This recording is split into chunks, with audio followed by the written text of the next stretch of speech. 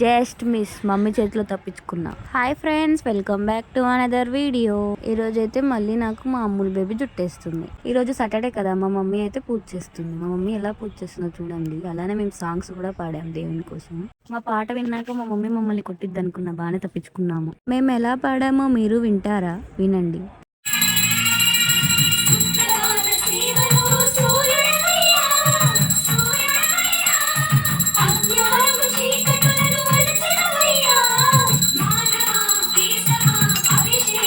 అలా మమ్మీ చేతిలో తప్పించుకొని ఎగ్జామ్ దగ్గరికి అయితే వెళ్ళిపోతున్నారు. ఈరోజు ఆఫ్టర్నూన్ ఎగ్జామ్ నాకు.